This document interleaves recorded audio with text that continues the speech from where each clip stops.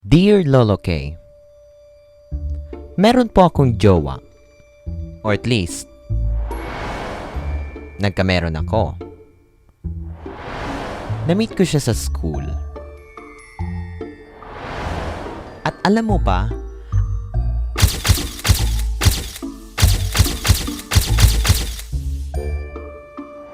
ang hilig-hilig niya sa subject na math. Ito po ay ang aking love story. Ako po, si Christina. Grabe yung lesson kanina sa math, di ba, Mika? Barad ka lang kasi sa math. Anong barad? Matalino ako sa subject na yun, pero minsan, ang mga matatalino nahihirapan rin.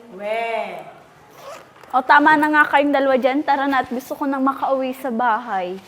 Mayroon din po akong mga kaibigan, si Kylie at Mika.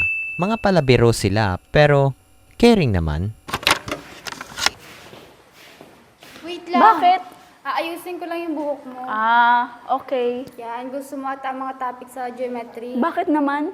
Tingnan mo, dahil kahit ano ang gulo mo tingnan, ang ganda-ganda mo pa rin. Sus, yan ka na naman sa mga biro mo. Hindi naman yung biro, ang tawag doon ay compliment. O di kung ganon, thank you. Dapat nga ganyan lagi ang preparation mo ngayon at kahit araw-araw pa. Alam mo na, ayi! Dami nyo talagang sinabi. Baka nga parating na yun. Ayi! Sa tingin ko naman, ready ka na. Oh, hi! Ay. Jeric naman ang pangalan ng aking mahal. Hi din, Jeric. Mauna na kami! Ano naman yung hawak-hawak mo? Anong hawak-hawak? Wala akong hawak-hawak, no? Sus, dami mo talagang tinatago. Ano nga yung hawak mo?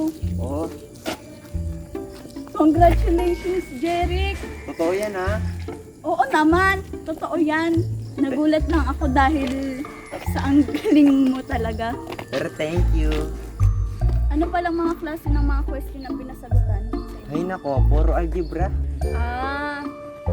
Alam na agad kung ano mga nandun. Puro hanap sa sa letter X.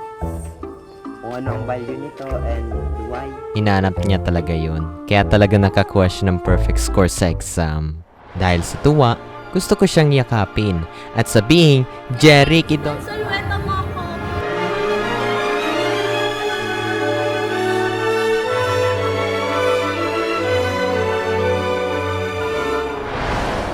Pero hindi iyon ang nangyari.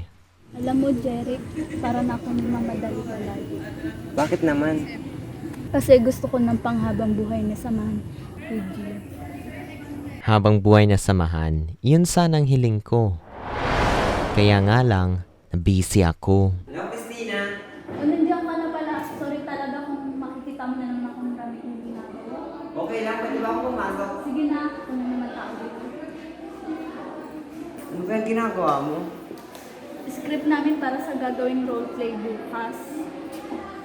Ako nga pinapagawa kasi yung iba kong kagrupo busy, yung iba umalis. Kaya ako na naman ang gagawa nito.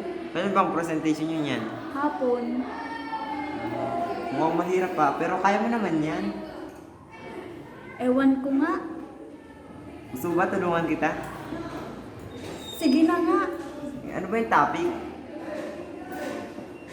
Sa personal development, ito tungkol ito sa relationship.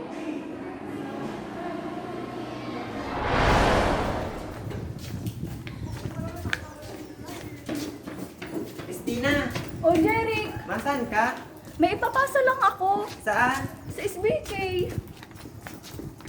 Okay. Akitin lang naman sana kita pumunta sa food house kasi marami.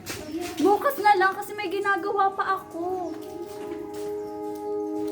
Akitin lang naman sana kita pumunta sa food house at maraming masarap na pagkain doon. Ewan ko kung bakit ko yung ginawa.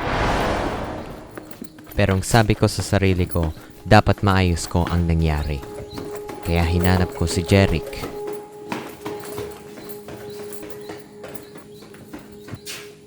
Pero wala na siya.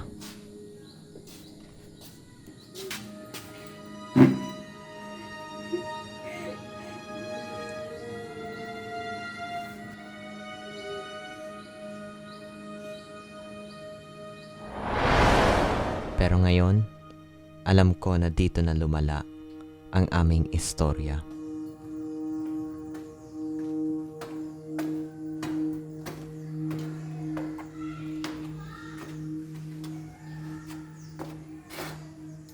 Ano na naman ba ang nangyari? Sinigawan niyo ako. Ni Christina? Oo. Hay naku! Kaya naman namin maayos yun. Kaya ninyo ba? Di ko alam, di namin alam. Kitang-kita ko naman na hindi pa rin kayo nag-uusap ng mga ilang araw na. Alam mo, ang inyong pagsasamahan, ngayon, paikot-ikot na parang bilog. Wala pa rin katapusan, hindi pa rin kayo nag-uusap kayong dalawa. Pero, kaya mo yan, Jerry. Thank you, Danica.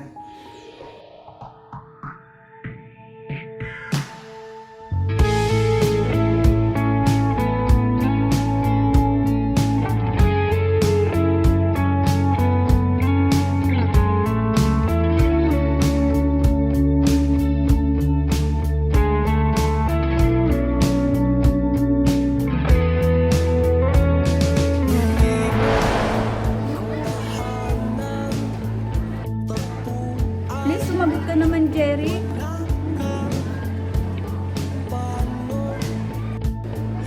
Jerry, paano pa kita makakausap ulit?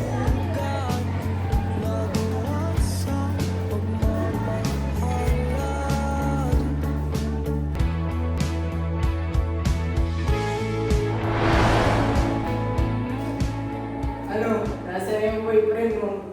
Abi ka sa'yo, ako na lang.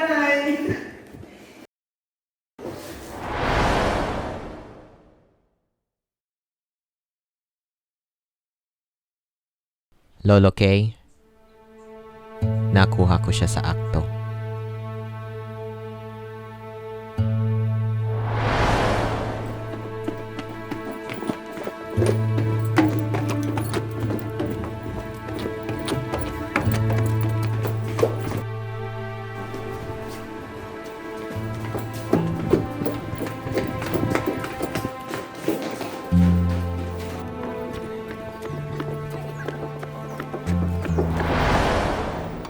Sa napakabilis na panahon, nakuha ko siya.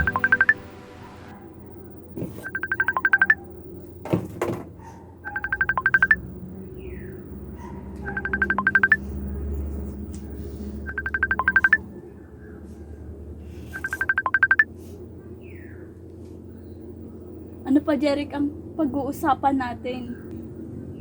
Ano pa? Alam mo naman, anak, nakita ko na ang lahat. Ilang beses pa, Jeric. Ilang beses pang mauulit yun. Ano pa?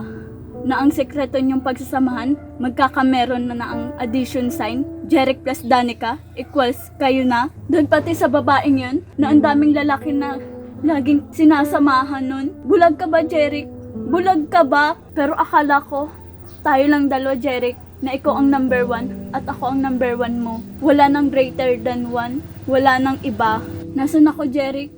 Nasa eskwelahan, nag-aaral upang magandang maging buhay natin. Nag-aaral sa iba't ibang mga subject katulad ng math.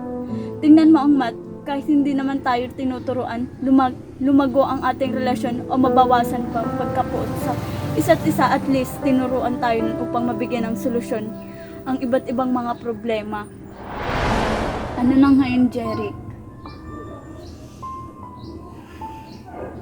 Jeric, ayaw ko na ng ganito. Magsabi ka lang. Alam mo, Jeric, akala ko magsasama na tayo hanggang pagtanda natin. Naging asymptote lang pala tayo. Pinaglapit ng panahon. Tayong dalawa, pero maghihiwalay rin pala. Jeric, hanggang dito na lang tayo. Sa mabilis na panahon, nawala rin siya agad. Nagmamahal, Christina. Di mo sinabi nung una pa lang ako ang kailangan, pero di ang mahal.